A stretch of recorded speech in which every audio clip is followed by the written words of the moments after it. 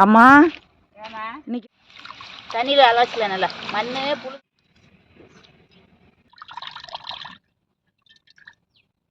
புரிஞ்சிருச்சு. நீ அள்ளி வச்சுட்டு இது நல்லா அலாசி விட்டுட்டே இருக்கணும், இல்லைன்னா அடி பிடிச்சிக்கு கூட நின்று போயிரு. இது அடிக்கடி செஞ்சு சாப்பிட்டீங்கன்னா. அம்மா ஏமா இன்னைக்கு என்ன செய்ய போற? இன்னைக்கு கோவக்கீரை அல்வா பண்ணலான்னு கோவக்கீரை பொரிச்சிட்டு இருக்கிறேன். ஓ சரி சரி, அதுக்கு தான் வந்து எங்க வேலைக்கு. வெளியில் நிறைய இருக்குது. இது வணக்கியும் சாப்பிடலாம், அல்வா பண்ணலாம் இன்னைக்கு. இதுல கோவக்கீரை அல்வாங்கிறது புதுசா இருக்குது. கோவக்கீரையை அரைச்சி அதுல சாறு எடுத்து அதுல அல்வா பண்ணலான்னு இருக்கிறேன். அம்மா கோவக்கொடிங்கிறது எது? இதுதான் கோவக்கீரை. ஓ இப்படித்தான் இருக்குமா? ஆமா, நல்ல வேலையில் நிறைய படர்ந்து இருக்குது. இதுக்கு நடுவில் வெத்தலை மாதிரி ஒண்ணு இருக்குது, அது சீத்தக்கொடி.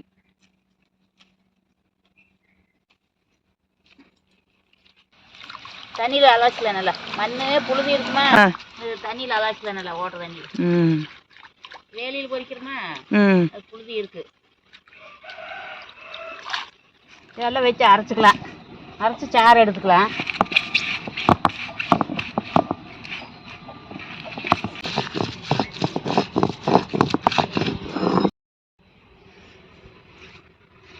வலிச்சு எடுத்துக்கலாம். அரைச்சாச்சு, வலிச்சு எடுத்துக்கலாம்.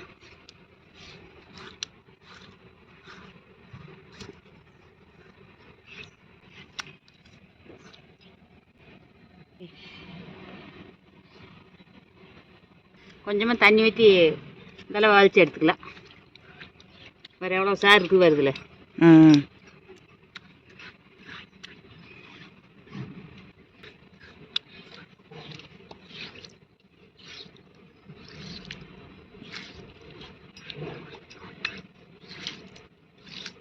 வெள்ளை துணியில் கோவக்கீரை அரைச்சிட்டு வந்துருக்குற, அதை போட்டு புளிஞ்சு எடுத்துக்கலாம், சாறு எடுத்துக்கலாம். கோவக்கீரை மேல் வலி எல்லாம் நல்லா போயிரு. இந்த நீர் இருக்கிறவங்களுக்கெல்லாம் இந்த நீரெல்லாம் குறையும், வணக்கி சாப்பிட்டோம்னாக்கா. இப்படி பண்ணியும் சாப்பிடலாம்.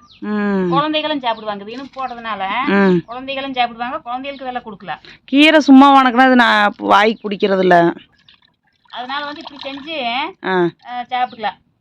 நல்லா இருக்கு. அல்வா எல்லாத்துக்குமே பிடிச்சதுதான், அதனால வந்து இப்படி செஞ்சுக்கலான்ட்டு நான் இன்னைக்கு செய்யறேன். நெய் கொஞ்சம் ஊற்றிக்கலாம், பொரிக்கிறதுக்கு ஒரு ஸ்பூன் அளவுக்கு நெய் ஊற்றிக்கலாம். அது பாதாம் பருப்பு போட்டு ஓட்டிக்கலாம். சின்ன சின்னதாக கட் பண்ணி வச்சுருக்குறோம். பாதாம் பருப்பு போட்டு நீ முந்திரி போட்டுக்கலாம். பாதாம் முந்திரி செவந்துருச்சு, நீ திராட்சை போட்டுக்கலாம். பொரிஞ்சிருச்சு, நீ எடுத்துக்கலாம். திராட்சை முந்திரி பொரிஞ்சிருச்சு, அதை எடுத்து வச்சுட்டு அதே நெய்யில் கோவக்கீரையில் சாறு எடுத்து வச்சுருக்குறோம்.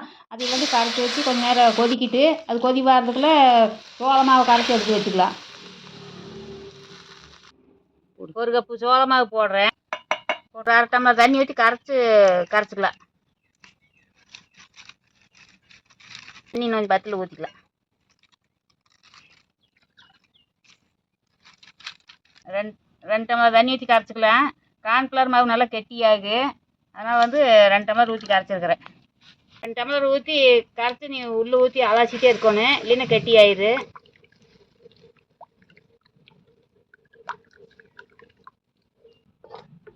இது நல்லா அலாசி விட்டுட்டே இருக்கணும், இல்லைன்னா அடி பிடிச்சிக்கு. அது மாவு கெட்டியாக அடி பிடிச்சிக்கும், அதனால் அலாசிட்டே இருக்கணும். 1 கப்பு மாவுக்கு 2 கப்பு சர்க்கரை போடுறேன். கை விடாமல் கலரிட்டே இருக்கணும். இருக்கிற தண்ணி சுண்ட வரல இப்படியே கிளறிட்டே இருக்கணும். நல்லா கிளறிட்டே இருந்தோம்னா தீ அரிச்சிட்டே இருந்தனாக்கா தண்ணி சீக்கிரம் சுண்டிக்கு, அது வரல அலாசிட்டே இருக்கணும். இங்கே மெதுவாக வச்சு இப்படி கிளறிட்டே இருந்தோம்னாக்கா அடி பிடிக்காது. பாத்தில் வந்துடும் கெட்டியா. நீ நெய் கொஞ்சம் கொஞ்சமாக ஊற்றி அப்படி கிளறிட்டே இருக்கலாம்.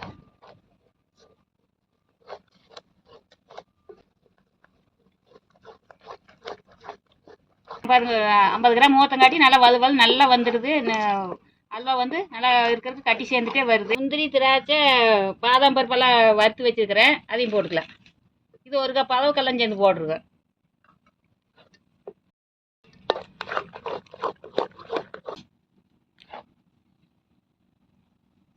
கண்ணாடி பாத்தில் வந்துடுது. நீ அப்படியே ஒரு பேரட்டி விட்டு அப்புறம் எடுத்துக்கலாம். அல்வா ரெடி ஆயிடுச்சு, நீ அள்ளிக்கலாம்.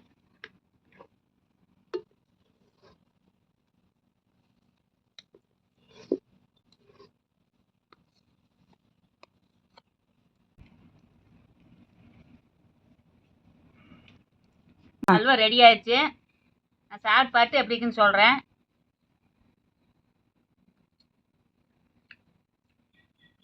நல்லா இருக்குது. நீங்களும் இதே மாதிரி செஞ்சு சாப்பிடுங்க. குழந்தைகளுக்கெல்லாம் செஞ்சு விடுங்க. நம்ம இது சத்தானது, கீரையில் செஞ்சுருக்குறோம். கோவக்கீரை வந்து அதிகமாக உங்களுக்கெல்லாம் கிடைக்காது. இது வந்து உங்களுக்கு கிடச்சுன்னா செஞ்சு குழந்தைகளுக்கெல்லாம் செஞ்சு கொடுங்க. ரொம்ப நல்லது. வயசானவங்களுக்கெல்லாம் இந்த முட்டி வலிக்கெல்லாம் கேட்கு. உடம்பு இருக்கிறவங்களுக்கெல்லாம் கொஞ்சம் நீரெல்லாம் குறையும். நாட்டு சக்கரை போட்டு செஞ்சிங்கன்னா இன்னும் ரொம்ப நல்லது. நாட்டு சக்கரை இல்லாதனால வெள்ளை சக்கரை போட்டு செஞ்சுருக்குறோம். நீங்கள் இதே மாதிரி செஞ்சு பாருங்கள். நாட்டு சக்கரை போட்டு ரொம்ப உடம்புக்கு ரொம்ப நல்லது. கை கால் வலி எல்லாம் கூட நின்று போயிடும் இது அடிக்கடி செஞ்சு சாப்பிட்டிங்கன்னா.